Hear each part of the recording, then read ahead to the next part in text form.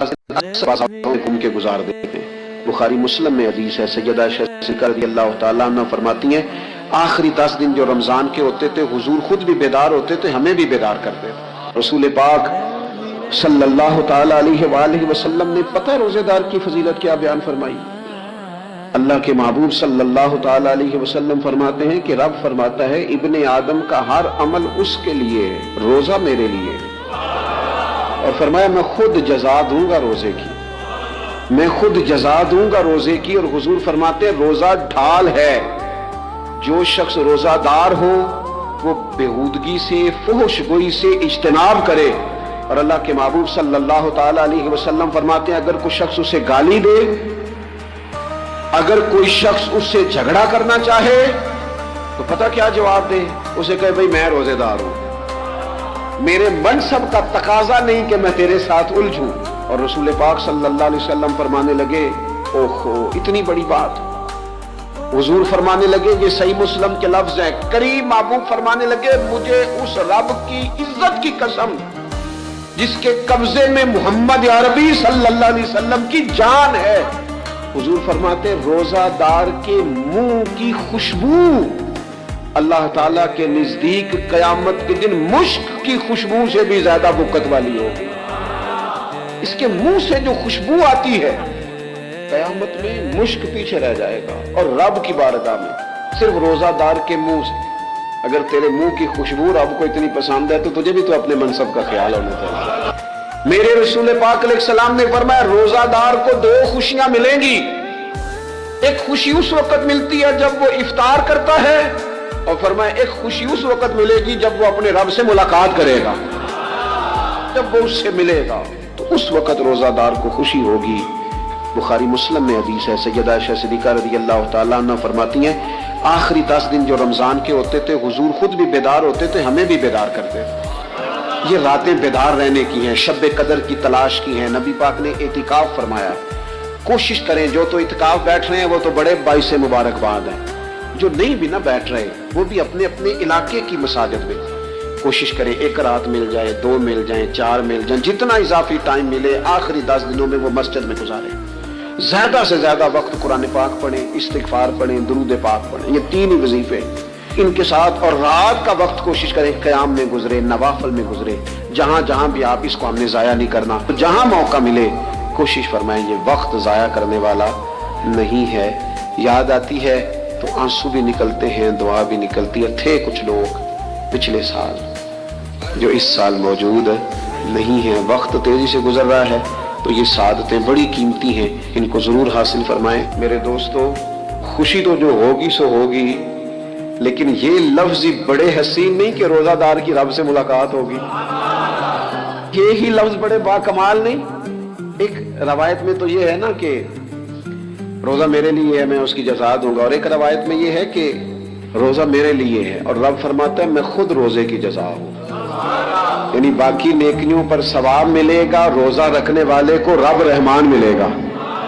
नबी अकरम सल्लल्लाहु तआला अलैहि वसल्लम के उम्मत के सूफिया ने ना कुछ चीजों को बड़ा खोला है। आरफ रूमी कहते हैं कि एक दिन ना महमूद गजनवी ने खजानों के दरवाजे खोल दिए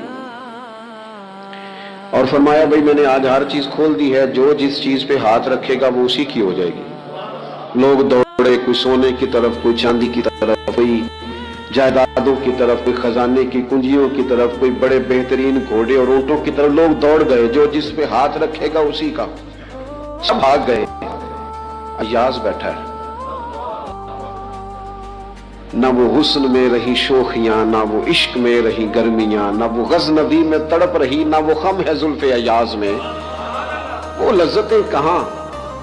अय्याज चुप करके बैठा है। फिर महमूद ने अय्याज की तरफ मुखातब करके कहा अय्याज उठना नहीं, आज लूट से लग गई है, जो जिस चीज पे हाथ रखेगा उसी की। अय्याज कहने लगा बात पक्की है ना? तो महमूद खुश थे, मूड बड़ा अच्छा था, कहा बिल्कुल पक्की है। तो अय्याज कहने लगे चलो ठीक है। अय्याज उठे, पीछे से जाके ना तो महमूद के कंधे पे हाथ रख दिया। महमूद के कंधे पे हाथ रखा। महमूद कहने लगे ये क्या बात का, आपसे मैंने पूछा था बात पक्की है, जो जिस पे हाथ रखेगा उसी का ना। तो थोड़ी देर पहले मुस्कुराते चेहरों में आंसू आ गए। अय्याज भी रोए तो महमूद भी रोए। कहा बादशाह पक्का रहना, वो जिनको खजाने चाहिए थे वो दौड़ गए, मुझे तो तू चाहिए। लंघ कई महीने ते बरस गए ते तेरी दीद नू दीदे तरस गए, तेरी तू मिलेगा। तो फिर कहा महमूद ने, उसने कहा मैं वादा कर चुका था, बस ठीक है, बाकियों के खजाने और मैं तेरा तय हो गई। फरमाया बाकी नेकियों पर सवाब मिलेगा और रोजा रखने वाले को रब रहमान मिलेगा, अल्लाह का कुर्ब मिलेगा। देखो ना, वो खास इंसान को कैफियत हासिल होती है रोजे में, रब के होने का यकीन। वो जो सूफिया कहते हैं ना मुराकबा करो, वो नसीब होता है। यानी किसी को क्या पता है इसका रोजा है कि नहीं, अकेला है ना घर में, फ्रीजर भरा हुआ है, नहीं ना खाता, क्यों? इसे पता है मेरा रब मेरे साथ है, मेरा रब मुझे देख रहा है। बस ये तसव्वुर तौहीद पक्का हो जाता है रमजान। तो फिर अल्लाह तबारक व तआला की भी खास रहमत और कोई खास ही एजाज। हुजूर फरमाते हैं जन्नत के कई दरवाजे हैं, एक बाबू रैयान है, उससे सिर्फ रोजादार गुजरेंगे। आवाज होगा रोजे वाले आ जाओ, वो आ जाएंगे। फरमाया इस खास दरवाजे से गुजरो, जब गुजर जाएंगे तो फरमाया बंद कर दो भाई, और कोई नहीं गुजरेगा यहाँ से, दरवाजा ही मखसूस है। इनका एजाज ही जरा ज्यादा है। तो मेरे अजीज, रमजान शरीफ के अंदर वो मनसब का बस ख्याल रखें कि मैं रोजादार हूं, इस एहतियात के साथ। और दूसरी जो रमजान की चंद इबादत है ना, सबसे पहली तो मैं अर्ज करूंगा तरावी के हवाले से।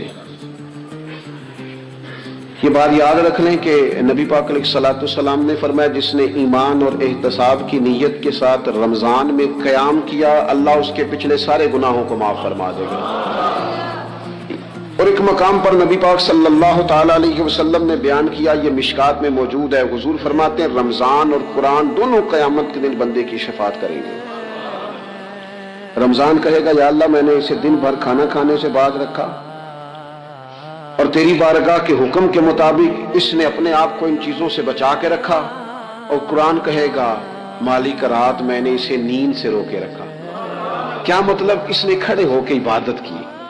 अगरचे इससे मुराद शारीन हदीस ने तरावी भी लिया है, तहज्जुद की नमाज भी लिया है, सलातुल लैल भी ली है, लेकिन मेरे अजीज ये खास रब्त है कुरान मजीद के साथ तरावी का। मसनून है रमजान की रातों में कुरान मजीद और तरावी का पढ़ना। अगर थोड़ी सी ना तबीयत में सिर्फ तब्दीली पैदा की जाए, मैंने देखा है कि जो लोग कहते हैं ना मेरा वक्त बड़ा कीमती है, बड़ी सारी जगहों पे आपको बैठना पड़ता है, बैठे आप 2 घंटे बैठे, 3 घंटे बैठे।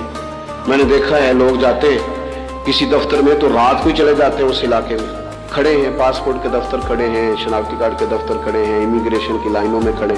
कुछ ज़हन तो बनाए कि मैंने रात खड़े रहना है और अपने रब की इबादत करनी है। तरावी को जरा ज़ौक़ से आप अगर थोड़ा इरादा कर लेंगे ना, यानी कोई ऐसा मुश्किल काम नहीं। मेरी तो राय ये है कि पहले 3-4 दिन जरा जम के ज़हन बनाएं और थोड़ा सा ना रूटीन को बदलने की कोशिश ना करें। जिस इमाम साहब के पीछे तरावी शुरू करें, कोशिश करें सारी वहीं पढ़ें। रूटीन बदलने से भी सुस्ती आती है। एक दिन यहाँ गए, 2 दिन वहां गए, तो ये रूटीन बदलने से भी बाज़ों का सुस्ती आती है। कोशिश करें एक जगह पे कुरान शरीफ सुनना शुरू करें और फिर पूरा कुरान मजीद वहीं पे सुने और थोड़ा ज़हन बनाए। मैंने देखा है हमारे उस्ताद साहब इस तरह किया करते थे कि बहुत थोड़ा खाना इफ्तारी के वक्त, थोड़ा। और उनसे कहा जाता बुजुर्ग आदमी है, इतना कम खाना कैसे निज़ाम चलेगा? तो फरमाते थे मैं 1 चपाती और आधी चपाती खा लूंगा, लेकिन तरावी के बाद अब अगर ज्यादा खाना खाऊंगा तो तबीयत में सुस्ती आएगी, मेरे लिए खड़ा होना मुश्किल हो जाएगा। सादा सा खाने के साथ इफ्तारी की जाएगी।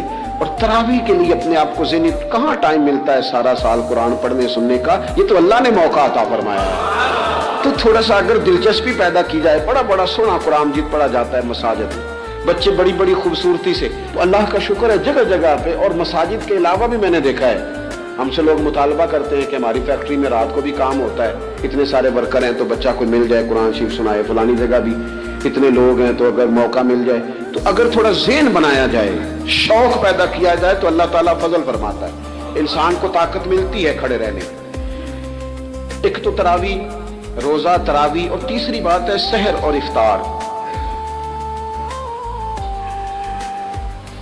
ये जो सहरी और इफ्तार, यहूदी जो थे ना वो सहरी नहीं करते थे, सहरी का नामो निशान नहीं था, रोजा रखते सहरी नहीं करते। تو نبی پاک صلی اللہ تعالی علیہ وسلم نے فرمایا ہمارے اور یہودیوں کے درمیان فرق ہی سحری کا ہے، اور نبی پاک صلی اللہ تعالی علیہ وآلہ وسلم نے فرمایا سحری کھایا کرو، سحری کھانے میں برکت ہے۔ اور اگلی بات سننی ہے آپ نے تو خوش ہو جانا ہے، سحری کو معمولی نہ سمجھے، سحری کرنا عبادت ہے۔ ہاں آپ مت سمجھیں کہ میں روٹی کھا رہا ہوں، یہ تو میرے سامنے دہی رکھا ہوا ہے، یہ تو سالن رکھا ہوا ہے، یہ تو اچار رکھا ہے، تو چپاتیاں رکھی ہیں۔ سحری کھانا عبادت ہے۔ آپ صبح اٹھے، آپ کی تو روٹین ہی اور تھی، تو 7 بجے کھاتے تھے، 9 بجے کھاتے تھے۔ یہ جو آپ صبح کھا رہے ہیں اٹھ کے سحری میں، اپنی مرضی سے تھوڑی کھا رہے ہیں، یہ تو کسی کے کہنے سے کھا رہے ہیں، یہ تو کسی کے بٹھائے بیٹھے ہیں۔ یہ جو سحری کا لنگر ہے یہ رب رسول کی رحمت کے ساتھ عطا ہوتا ہے، یہ کرم ہے، یہ اللہ رسول کے بٹھائے بیٹھے۔ کیا میرے رسول پاک صلی اللہ تعالی علیہ وآلہ وسلم نے بات کھول لی ہے، ترغیب و ترہیب میں حدیث ہے، اللہ کرے یہ کبھی چسکا لگ جائے، یہ والا مزہ آ جائے، تو پھر تو گھر میں دسترخوان نہیں بچھا ہوا ہوگا، پھر تو رنگ ہی کوئی اور ہوگا۔ حضور فرماتے اللہ تعالی اور اس کے فرشتے سحری کھانے والوں پر رحمتوں کا نزول فرماتے ہیں۔ کھائی روٹی جا رہی ہے، پکا ہوا کھانا ہے، لیکن حضور فرماتے ہیں رب بھی رحمتیں فرما رہا ہے اور اللہ کے حکم سے فرشتے بھی رحمتوں کا نزول کر رہے ہیں۔ کہ رمضان المبارک وہ عزت اور عظمت والا مہینہ ہے جس کا تعارف کسی عام آدمی نے نہیں، رب کریم کے قرآن نے بیان فرمایا ہے اور میرے مصطفیٰ کریم کی زبان اطہر نے بیان فرمایا ہے۔